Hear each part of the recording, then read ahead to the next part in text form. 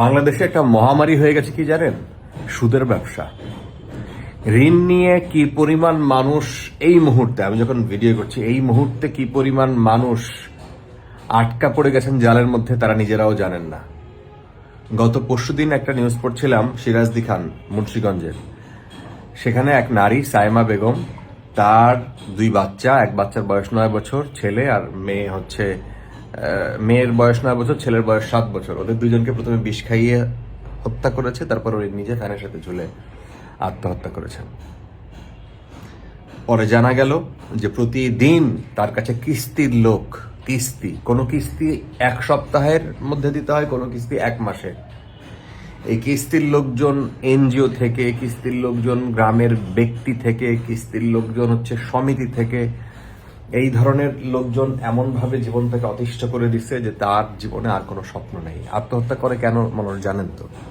যার জীবনে আর কোনো স্বপ্ন থাকে না, আর কোনো আশা থাকে না, ছিটে ফোটাও নাই। 8 বছর আগে ওনার স্বামী সৌদি আরবে গেছেন।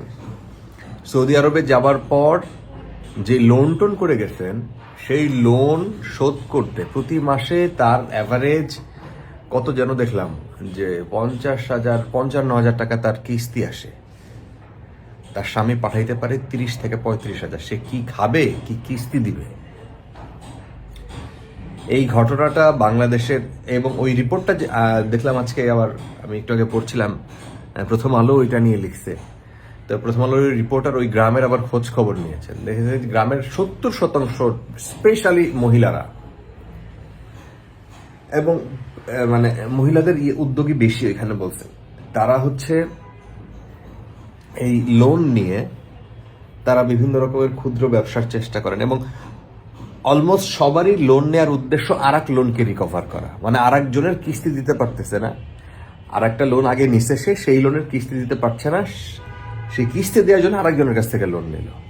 এইভাবে মহাজনদের যে জাল, লোনের যে জাল, সেই জালের মধ্যে আটকে যাচ্ছে সবাই। একজনের চিরকুট পড়তেছিলাম, মুন্সিগঞ্জে বাড়ি, উনি এই যে রিপোর্টটার মধ্যে আমি দেখতেছিলাম, উনি লিখছেন যে সুদখোরদের অত্যাচারে বাঁচতে পারলাম না, আমার জায়গা জমি বাড়ি সব বিক্রি করে দিয়েছি, একজনের কাছ থেকে যে টাকা নেয়া তার 7, 8, 10 গুণ টাকা দিয়েছি আমি, তারপরও আমার রেহাই মেলে নাই। কেউ আবার আমার নামে কেস করেছেন, কেউ অপমান অপদস্থ করে যাচ্ছেন। আমার জানাজা হবে কিনা আমি জানি না, যদি আমার জানাজার সময় কেউ টাকা চাইতে আসে, আমার শরীরের মাংস কেটে কেটে তাদের কাছে দিয়ে দিয়েন।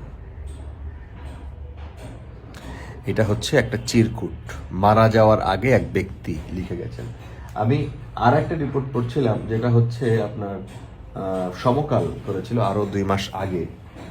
সেখানে তারা 3 মাসে 28 জনের আত্মহত্যার খবর দিয়েছিল। এই রিপোর্টটা দেখে 3 মাসে 28 জন আত্মহত্যা করেছেন। এনজিও ছাড়াও গ্রামে গ্রামে সমিতি এবং মহাজন চক্রের বিশাল জাল বিছানো।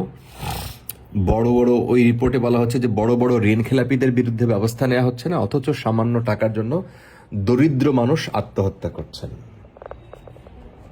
একজনের কমেন্ট যে ঋণ খেলাপির পরিমাণ কত, সাইজ কত ইকোনমিতে, আর একজন সে 2 লাখ 5 লাখ টাকা দিতে না পারে সে তার জীবনটা আসলে কত ঠুনকো হয়ে যাচ্ছে। ওইখানে আরেকজনের একটা কমেন্ট দেখছিলাম, আত্মহত্যার আগে তিনিও চিরকুট লিখে গেলেন যে সুদখোরদের অত্যাচারে বাঁচতে পারলাম না। ওই যে আমি ওই জিনিসটাই বললাম একটু আগে। তো ওনারা ওটা দেখিয়েছেন যে প্রত্যেক জায়গায়, স্পেশালি ঝিনাইদহেতে আত্মহত্যার প্রবণতা অনেক বেশি, এবং তারা সেইখানে বেশিরভাগ কেস, প্রায় সব কেসই হচ্ছে এই ঋণ সংক্রান্ত। কত মানুষ যারা বিদেশে গেছেন, বিদেশে গিয়ে মধ্যপ্রাচ্যের দেশগুলোতে, এই আরাক হৃদয় বিদারক ঘটনা, যারা বিদেশে গেছেন প্রবাসী হয়ে টাকা পাঠাবেন, ধরেন 5 লাখ টাকা খরচ করে গেছেন। মালয়েশিয়াতে এই মুহূর্তে যেই খারাপ অবস্থা, 5 লাখ টাকা সে গরু বাছুর বিক্রি করে, জমি জমা বিক্রি করে, সুদের লোন নিয়ে যারা গেছেন, জমি জমা যারা বিক্রি করে গেছেন, তারা তো একটা কিছু সম্পদ শেষ করে গেছেন। আর যে এরকম মহাজনের কাছ থেকে সুদ নিয়ে, ব্যক্তির কাছ থেকে সুদ নিয়ে গেছেন, এই সুদের পরিমাণ কত জানেন? 1 লাখ টাকা নিলে তাকে 7, 8 হাজার, 10 হাজার টাকা দিতে হয় যার কাছ থেকে আপনি নিচ্ছেন। আর আসল যেটা, সেটা তো বাদ। আসল যে 1 লাখ টাকা নিয়েছেন ওটা তো খবরই নাই। আপনি ওই 1 লাখ টাকা নেওয়ার কারণে তাকে 8,000 10,000 টাকা দিতে হয় শুনছি। মানে এইটা এইটা এইটার কোনো নিয়ন্ত্রণ আবার নাই। আমি জানি না আইনগতভাবে এই সুদের ব্যবসা বাংলাদেশের আইনে কি বলা হয়, আমার নিজের ওইভাবে খবর নাই। কিন্তু আমার ধর্ম কিন্তু বলছে যে, ইসলাম ধর্ম কিন্তু বলছে যে খবরদার সুদের ব্যবসা করো না, এটা হারাম। হারাম মানে হারাম।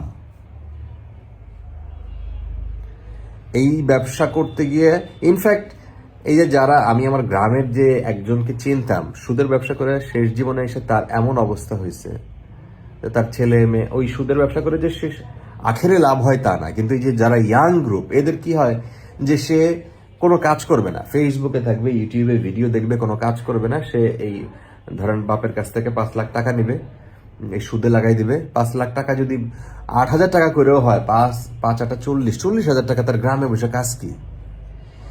এই টেন্ডেন্সি থেকে সে তার জমিটা বাপের কাছ থেকে একটা জমি বিক্রি করে সেই 5 লাখ টাকা উঠাচ্ছে, এবং সে বাপের কাছ থেকে ঝড়াঝাটি করে সে আলাদা হয়ে যাচ্ছে যে আমার সম্পদ তুমি আমার ভাগ করে দাও, এবং তারপরে আস্তে আস্তে সে নিজেও ধ্বংস হচ্ছে। তো এই ব্যবসার নিয়ন্ত্রণ আমি জানি না বাংলাদেশ ব্যাংকের হাতে আছে কিনা, আইন শৃঙ্খলা বাহিনীর হাতে আছে কিনা। এই যে মহিলাটা মারা গেলেন, ওনার শাশুড়ি বিলাপ করতেছিলেন এইটা বললে যে পরিমাণ মানুষ ডেইলি এই যে সুদ নেয়ার জন্যে, এই কিস্তির টাকা নেয়ার জন্যে তার বাড়িতে আসতো, সেই মানুষগুলোর হাত থেকে বাঁচার জন্যই সে একদম বাইচে গেছে আর কি, একদম সারা জীবনের জন্যে ইহকাল থেকে সে বিদায় নিছে।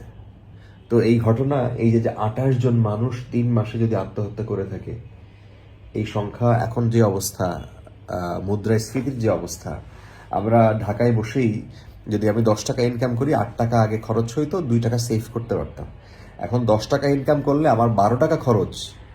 মূল্যস্ফীতি এমন পর্যায়ে গেছে, ওই রিপোর্টটাতে এটাই বলছে, আমি ইত্তেফাকের রিপোর্টটা ডিটেল পড়লাম। মূল্যস্ফীতি এমন পর্যায়ে গেছে, আপনি এই যে লোনের সুদ দিবেন, লোনের কিস্তি দিবেন, না নিজে কিছু খাবেন, বাচ্চার স্কুলের টাকা দিবেন, না ঘর ভাড়া দিবেন, ঘর চালাবেন, একটা অসহনীয় অবস্থায় চলে গেছে। কি পরিমাণ মানুষ, এই ধরনের কোনো স্টাডি আমি দেখি নাই যে কি পরিমাণ মানুষ ঘর বাড়ি ছাড়া হয়ে গেছে এই লোন নেয়ার কারণে, কি পরিমাণ মানুষ দেউলিয়া হয়ে হারায় গেছে, এটার কোনো পরিসংখ্যান কারো কাছে নাই।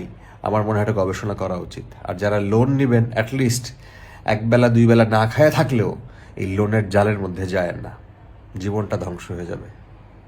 সবার জন্য শুভকামনা।